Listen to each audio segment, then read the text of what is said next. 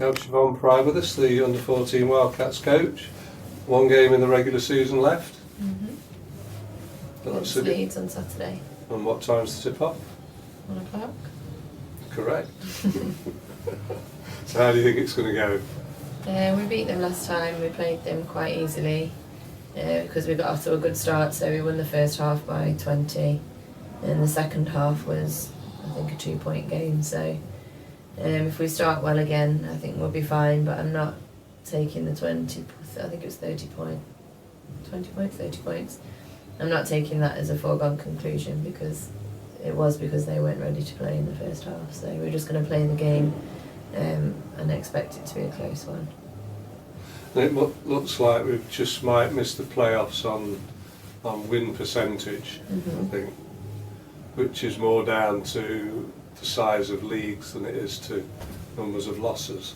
Yeah, I mean, I think there's obviously a lot of teams playing, but I'd rather be. We were in a league this year with Manchester, Tameside, Sheffield, so that's 6 good games that we've got, whereas usually it would be 1 good game in a season and then you end up beating all the other teams by 40-50 points.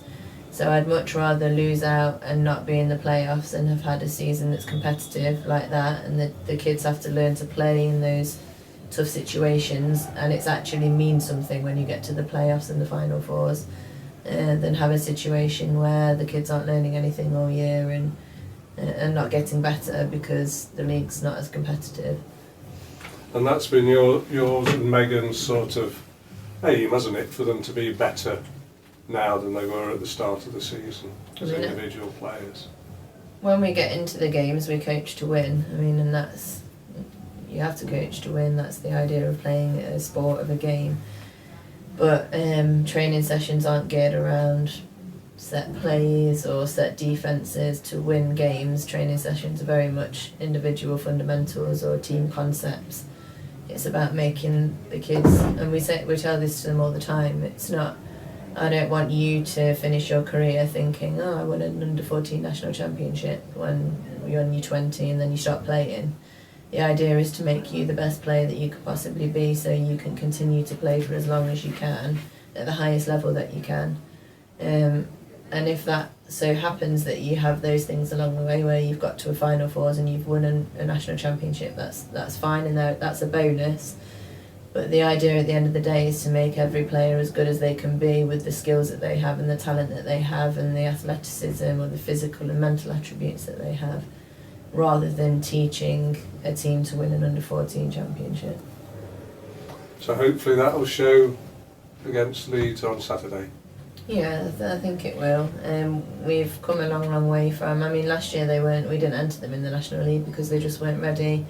So if you think that a year ago they were playing in a local league, and now they're, some of the offence that they're playing and some of the defence they're playing, they're showing really high basketball IQs and the fundamentals are getting a lot better. So as far as we're concerned, the objective for the season has been met. It's not always easy to see that when you're younger and they might want to win those championships. They might look at other teams and think, but they can't do 1 triple jump shots, or that why is coach telling us to shoot from outside all the time? Why can't we just drive because we're going to score easier? But when they get older, they'll understand that, oh, okay, this is why, because in a women's game you can't just drive every time and you have to take a shot when you're open, and we're just trying to set them in good stead for the future. Okay, well, good luck on Saturday. Thank you.